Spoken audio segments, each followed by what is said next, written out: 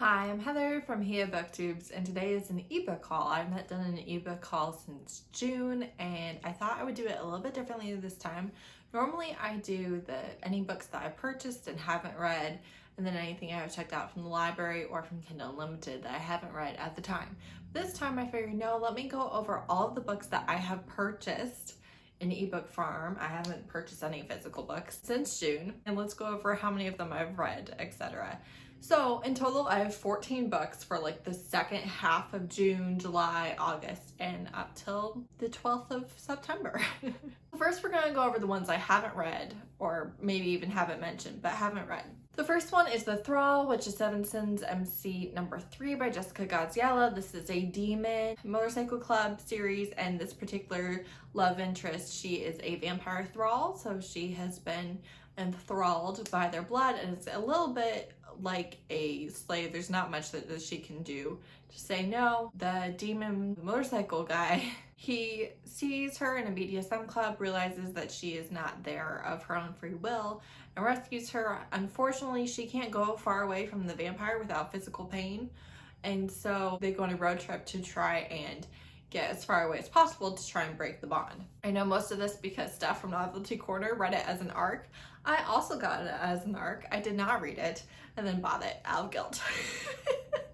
I get all of Jessica Gadziala's books as ARCs, and I rarely read them as ARCs because I'm a bad person. So I bought that one. Then I have Captivated by Tessa and Eve Dangerfield. The only thing I know about this is that it is consensual non-consent. This is a kink that I really enjoy reading about, and it's by Tessa, who I also really enjoy.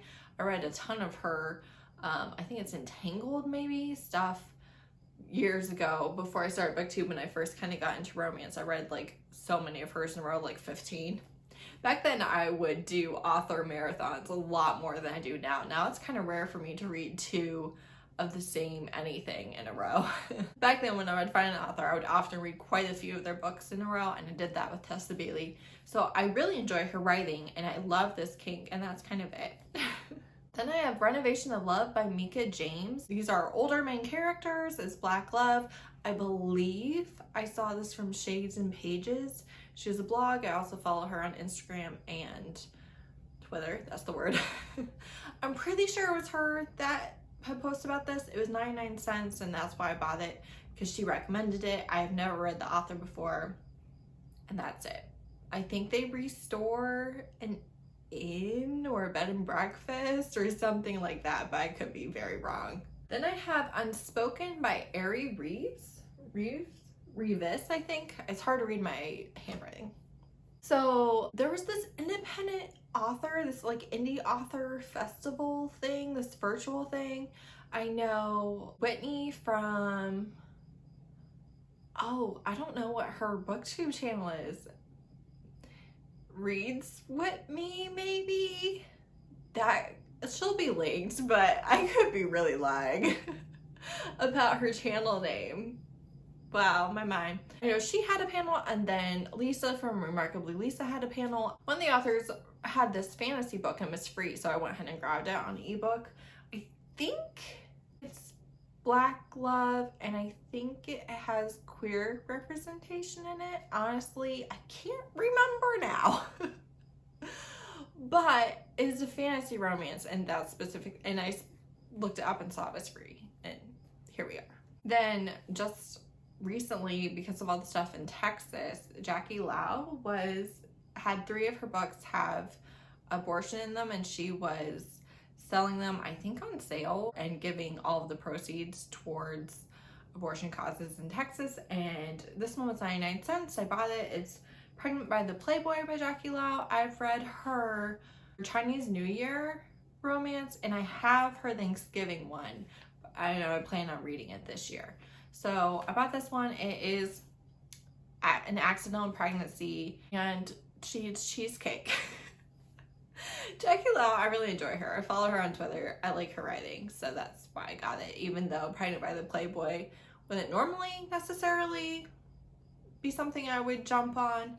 I think I'll enjoy it. Now, books that I've read. I have Small Magics by Ilona Andrews, so I've read some of the things in this. These are novellas and Curran's POVs for the Kate Daniels series, so it's a bind up of several of the things, and I just bought it kind of for convenience sake for the Kate Daniels read along, and so I've read the things that I've gotten to so far in the series at book 2 that are in there, which would be the prequel novella and then Curran's POVs for 1 and 2 of the series. Then I bought on sale Sweat and Soap 1, 2, and 3, but since then the first 6 volumes have been added to Kindle Unlimited. So I actually have 4, 5, and 6 from Kindle Unlimited right now, and would have done that for the first 3 if they had been on there. They weren't at the time, they are now, so maybe hop on that. If you've been wanting to read Sweat and Soap, now would be a good time to try it if you have I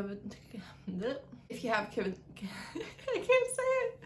If you have Kindle Unlimited. I have Taken by the Casino Owner by Isla Chiu. This is a author that I saw actually because of Lisa from Remarkably Lisa months ago. I've read some of their novellas. They're not super cheap, and they're not on Kindle Unlimited, and they're like all under 50 pages. So that's the main reason why I haven't read more. I probably would have read like all of their novellas by now if it was on Kindle Unlimited, but they're not. Taken by the Casino Owner, if I recall correctly, is a second chance romance between a casino owner and her dad ran up a debt, and he's like, hey, you're gonna be mine till I say so, or daddy gets it, I don't know.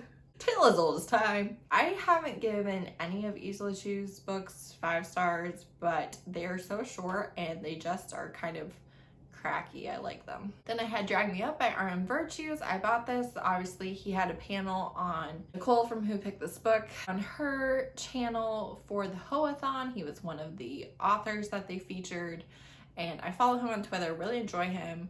I thought the book was okay, to be honest. It's a contemporary Hades and Persephone retelling. It is Black and queer. Persephone is trans. And well, I did really like the couple. I hated his dynamic with Zeus, and the world building was long and unnecessary for me. Then I have Green-Eyed Monster by Elsie Winters. I just bought and read this in September and loved it.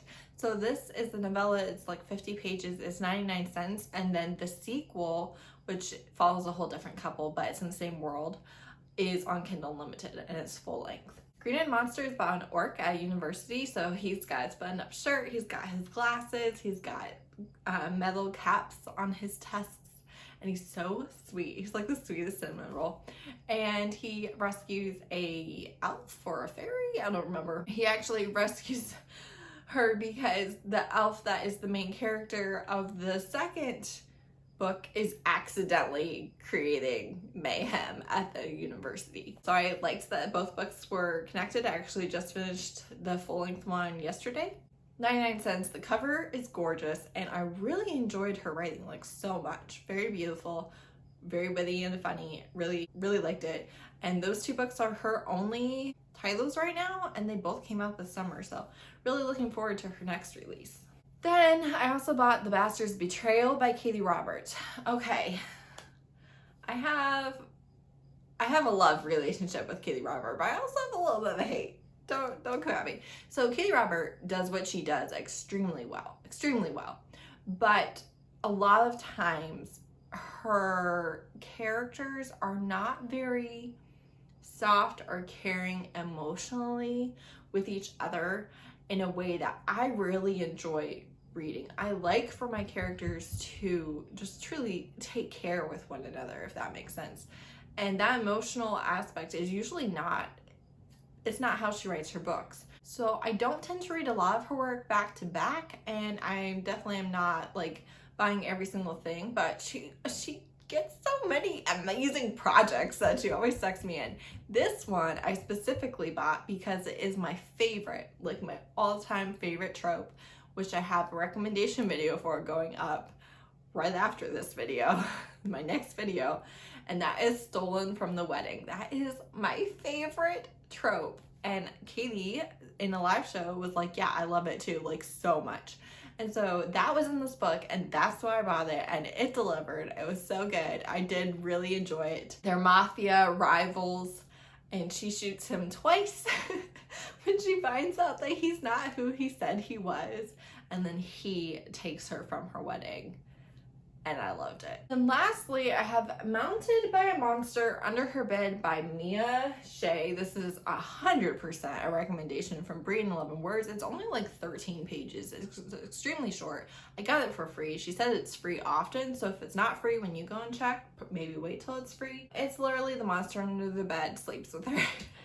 It was alright. It was interesting. The reason why I specifically got it and read it though was right after the live show on Nicole, who picked this book, her channel for I Married a Lizard Man, where Brie had brought this book up again and I'd added it to my TBR. I was doing Becca Opley and I just finished The Bastard's Betrayal, and I rolled the dice and it said same color, and Under Her Bed was like the same colors as Bastard's Betrayal, so I went with that and read it. If what I described sounds good, go ahead and read it. Like, you won't waste your time. It's literally like 15 minutes worth of reading, if that. But it was interesting. Alright, so out of the 14 books I bought in the last 3-ish months, I've not read 5 of them, and I'm half-ish way through Small Magics because the read-along. So I actually did a lot better than I thought, because part of why I really don't buy ebooks, besides the fact that I use the library and Kindle Unlimited so much, is I don't do a great job of reading the ones that I buy. I cannot lie to you. I don't read I would think most of them. But I did pretty good here. I am still definitely interested in reading all the ones that are unread, and that's not always true. So I'm happy that they're actually still on my TBR list. Yeah, 14 books, 3 months. Jazz hands. Yeah, so obviously I use Kindle Unlimited in the library a lot, but these ones weren't available that way, and I'm happy that I got them regardless. So thanks so much for watching. Bye!